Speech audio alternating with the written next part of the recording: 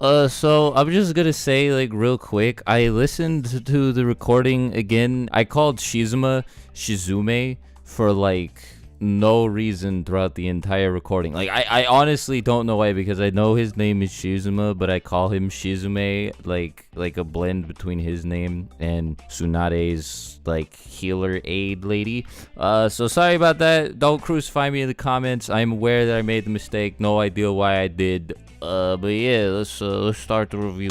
Yo, how's everybody doing today? Swagkage here, and welcome to today's video where we're going to be talking about Boruto episode 29, titled, I believe anyway, the new 7 Ninja Swordsmen of the Mist. It's something like that. That might not be the exact wording, but yeah, as you can tell with a title like that, the main focus of the episode is the new 7 Ninja Swordsmen of the Mist, although a lot of the characters and a lot of people watching the show, as a matter of fact, say that these guys aren't, like, really the new 7 Ninja Swordsmen. They're just sort of pretenders. Just because they have the swords doesn't make them worthy to hold the title. And I mean, I can't say I disagree. None of these people are nearly as intimidating as Zabuza or Kisame, though I mean, those two were kind of outliers. They were way stronger than the other members of the 7 Ninja Swordsmen. From what little I remember of watching and reading the war arc, because like I rarely revisit the war arc, right? Like it's just really not that good. But from what little I do remember about reading the battle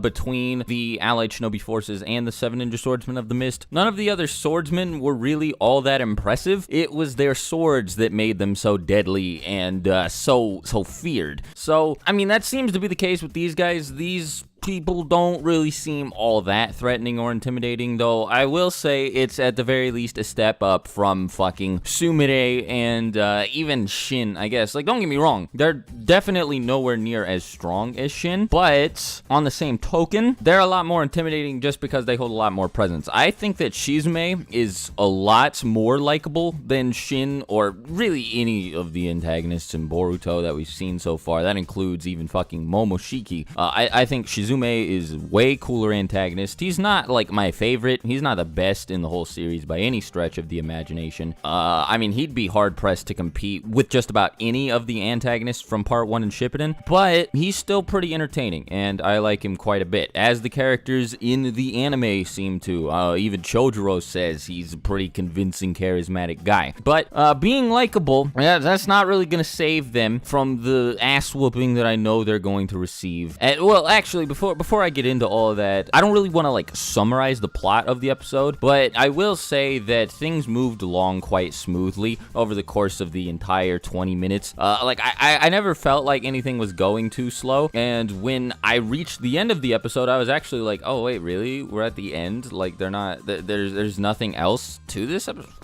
I guess fine, whatever, because like I felt like it ended things like right in the middle of like the most interesting part of the episode. Then again, I guess that's the point. You know, they're supposed to establish a cliffhanger, but I don't think that this was like a cliffhanger. I think this was just like the show blue balls me. You know, like everybody starts fighting with the new 7 Ninja Swordsmen, and all of a sudden it just ends as soon as fucking Kagura steps out of the mist to fight Boruto. It's like, god damn, you can't just do that, dude. But you know, aside from that, the episode was fine. I didn't really have any problems with it. I am excited to see more of what the new 7 Ninja Swordsmen can do. But again, next week, I think they're gonna get fucking shit on because Chojuro, the Mizukage, showed up to fight them. And now, they are confident for the most part throughout the fight, but they did seem a little bit shaken up when Chojuro first arrived on the battlefield. He was like, hey guys, what's going on? It looks like you're about to kill the Hokage's son. Anything you wanna anything you wanna say to me about that? And then they were just like, oh shit, Chojuro. But Sewing Needle,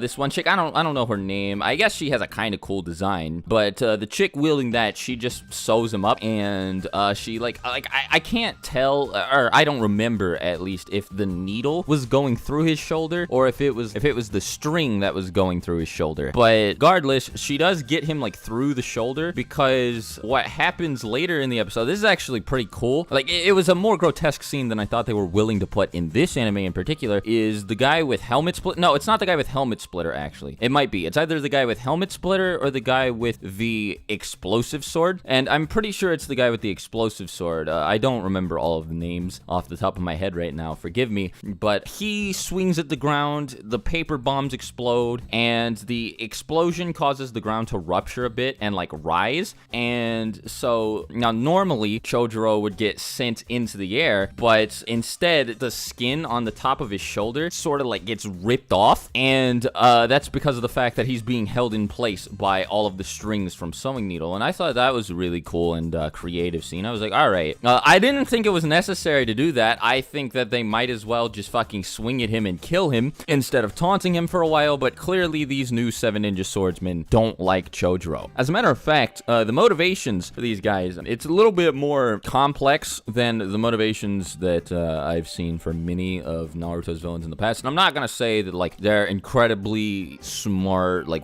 really deep, well-written villains or whatever, because, like, they're not. They're still very cartoony, but they are a bit more complicated than I initially expected anybody from this series to be. There's a lot of politics. I guess it's like identity politics. It's very similar to, like, racial movements or whatever in the real world, like gender movements. Like, it's pretty much about the people that they think they are. They're people who I guess you would call them conservatives, right? They really want things to stay the same. They don't want any change, and they're just like, we want things to go back to the way they were when we were called the Blood Mist Village. You know, we want to be shinobi. We don't want to be oppressed anymore. We don't want people looking at us like freaks. Something along those lines. Shizume also mentions at the beginning of the episode that he has a lot of backers and a lot of allies who, like feudal lords of the Land of Water, who don't like moderates like Chojuro. And I'm just like, oh, okay. That word's a little bit big for children. I know for a fact that the children watching this show over in Japan don't know shit about, like, moderate, left, right, whatever. But I thought it was cool nonetheless. Now, again, I'm not saying that this show is, like, genius just because it started incorporating minor politics. It just surprised me a little bit, if you get what I mean. And I think it's a welcome addition. I think it makes the world feel a lot more alive than it did before, and I would really like some more of this stuff in the future. Like, the political stuff was pretty prevalent here. There was just a lot of talk about the Land of Water, you know, like declaration of war. You know, like Boruto mentioned at one point in the episode that if he went home and showed Naruto the bruises he got in the Mist Village, he could cause a pretty big diplomatic issue to break out. And, you know, just stuff like that. It's really nice to see that the writers are acknowledging that this is an actual world as opposed to just like a battleground where shinobi conduct missions and nothing else happens. You know, like, there are regular people, there are people vying for power, politicians, all that stuff, and that is absolutely great. What is still missing from this series, though, is really solid action. We got a pretty good fight scene last week with Boruto showing off like 5 fucking jutsu at the same time in the span of like 3 seconds. But here, everybody just sort of like tied Chojuro up and started just being like,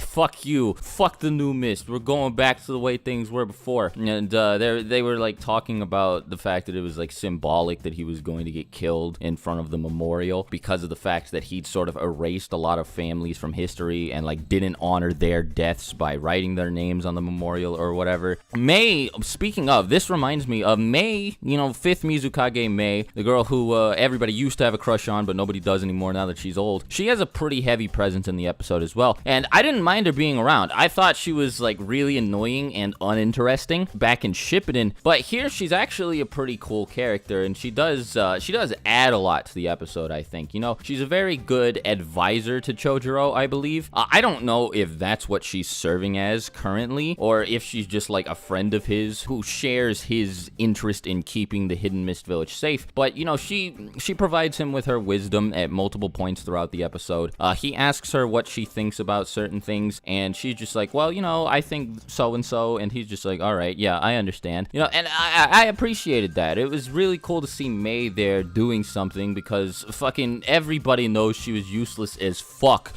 back in Shippuden. Like, the thing is, right, like, I don't want everybody to be overpowered or whatever, and I know I sort of have a tendency to say, man, I really don't like this person. They don't do anything. They're useless. But in Mei's case, see, like, she didn't really have any redeeming character traits, I think, in Shippuden. She didn't, like, add anything. So, you know, I like her a lot more here, where she's not expected to be a badass and flex on everybody, where all she has to do is be like, hey, I used to be Mizukage, so I know what I'm talking about. The new 7 swordsmen had, like, written a whole bunch of names in blood on a wall, and I think the thing, like, with them doing it in blood was a little bit cheesy, but I do think that it's a really cool way for them to send their message, for them to be like, all right, yeah, we got your swords, we're starting a coup, blah, blah, blah. I think it has a lot of personality, I guess. I don't really know if I'm conveying what I mean. You know, it's cool that these guys are doing things characteristic of people who are starting or waging a revolution against the country that they're from. You know, like, they sent a very clear message to the quote-unquote big man, and Mei immediately recognized this. She was like, well, it looks like Shizumei's gang is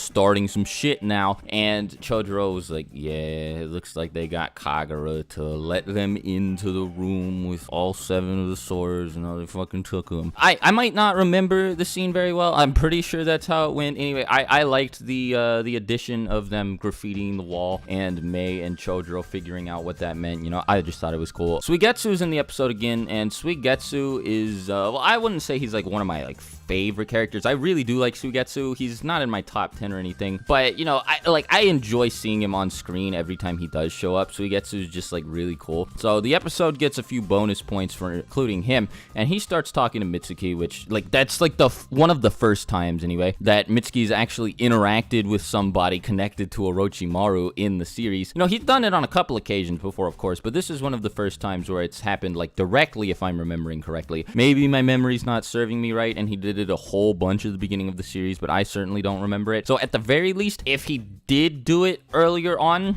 in this anime, this is the first time it's happened in a while. So, you know, it was nice to see them talk. Mitsuki was talking about going and helping Boruto and Sarada, since they did plan on fighting with the new 7 swordsmen, and Suigetsu was like, yeah, you probably shouldn't do that, because if the Mist finds out about your connection to Orochimaru, it could be a little bit bad. I don't think they'd be very happy about that. And then he's just like, well, alright. But Suigetsu's like, that said though, I want you to help him out anyway, because I really fucking hate Shizume. Suigetsu seems to have something against the 7 Ninja Swordsmen of the Mist. I don't remember if he said it's because they're like posers or something like that, or like if he just personally dislike Shizume. Surprisingly, right, like, the character that they're hyping up the most, Kagura, is, I think, the weakest character in pretty much, like, this whole shebang, right? I really don't like him, and I don't like the inner conflict that they're really pushing with him. Like, if he's gonna turn sides, that's fine, but you don't have to spend so much time trying to, like, justify the fact that he's on the other side. You know, I get it, he's a nice kid, he's a good kid, he doesn't really want to fight with Boruto, he holds no ill will towards Boruto. He thinks Boruto is a great guy. He considers him a friend. But, like, you don't need to make all of that clear. You had a couple episodes to establish the type of person Kagura was. That should have been it. You don't need any inner monologues of him, or even any scenes of him, like, standing around just thinking to himself. It just feels like wasted time, wasted space in the episode that could have better been used elsewhere. I'm not saying that Kagura sucks or that he makes the episode a terrible one, but, you know, like, among everything else, all of this other, like, really subtle shit, and, you know, all of the like all of these things that make me think the writers do understand the idea that less is more. Having this guy, like, flat out doing inner monologues about his motivations and trying to be really deep, just it feels out of place, and it's like, what are you guys doing? You're getting everything else right. This just seems like you're intentionally making a mistake here. I don't understand, but whatever. Hopefully Kagura will get better later on in the arc. I mean, like, I doubt it. Speaking of, I'm thinking this arc is gonna be a really good one. I don't know if it's going to be on the same level as any of the arcs from Shippuden. Well, it's a lot of things about it are already way better than the war arc, but, you know, aside from that, I don't know if this is going to beat out any of the arcs from Part 1 or Shippuden. You know, I'd be really excited if it did, because I want this anime to be nothing but heat, but we'll just have to wait and see. Currently, it seems like the writers really know what they're doing. They're doing a good job.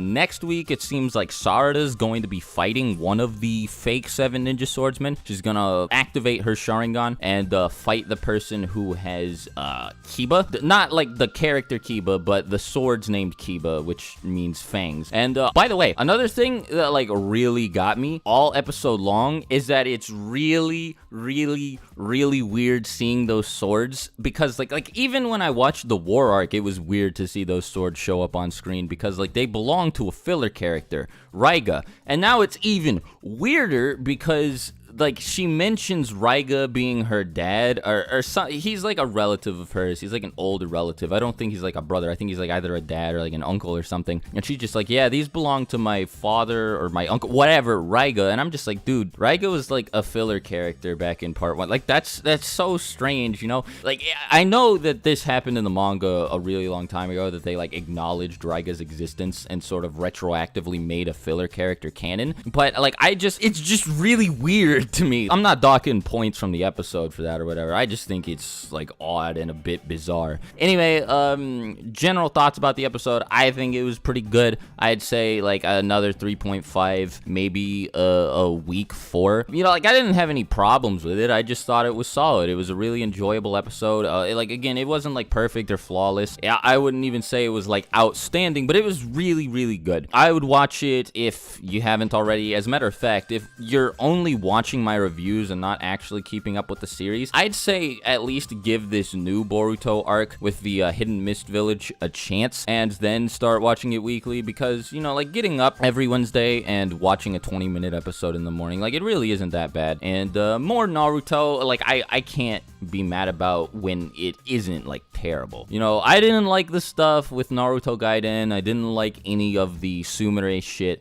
But this arc so far, really promising. I'd say give it a chance. I hope they keep doing what they're doing, and I cannot wait to see Chojuro fucking flex on everybody next week. That better be what happens, by the way. I really want to see him take all of the swordsmen out and just like body all of them, because he's the fucking Mizukage. Like I know he's not going to die, so obviously he has to get free somehow, because he's in Boruto Naruto the movie, the events of which take place after the events of this arc. So, you know, anyway, yeah, I'm rambling. I've been talking for way too long about this episode already, so I'm gonna go ahead and end the review. Let me know your thoughts in the comments below, and until my next video, I'll talk to you later. Swagkage out. Bye.